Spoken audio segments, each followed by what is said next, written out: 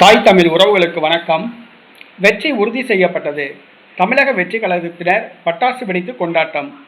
வெற்றி உறுதி செய்யப்பட்டது. தமிழக வெற்றி கழகத்தினர் பட்டாசு வெடித்து கொண்டாட்டம் என்ற தலைப்பில் இந்த காணொலியை காண்கிறோம். 2026 தமிழக சட்டசபை தேர்தல் கொளத்தூரில் முதலமைச்சர் மு.க. ஸ்டாலின் தமிழக வெற்றி கழக வேட்பாளர் பாபுவிடம் தோற்றுப்போனார். ஆனால் ஸ்டாலின் நீதிமன்றத்தில் மேல்முறையீடு செய்தார்.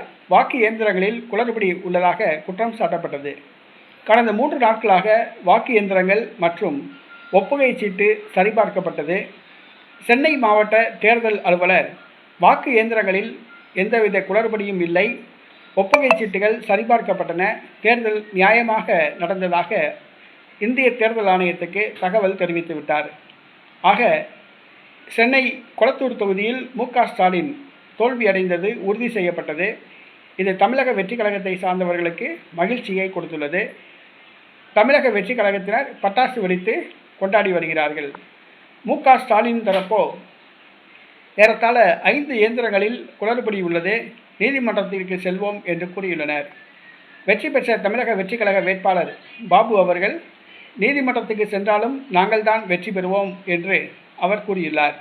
தற்பொழுது கொளத்தூர் தொகுதி வாக்கு இயந்திரங்களில் எந்தவித குளறுபடியும் இல்லை, தேர்தல் நியாயமாக நடந்தது என்று இந்திய தேர்தல் ஆணையம் அறிவித்துள்ளதால் தமிழக வெற்றி கழகத்தினர் பட்டாசு வெடித்து கொண்டாடுகின்றனர். கொளத்தூர் தொகுதி தேர்தல் சம்பந்தமாக மு.க. ஸ்டாலின் உச்சநீதிமன்றத்துக்கு செல்லலாம் என்று எதிர்பார்க்கப்படுகிறது.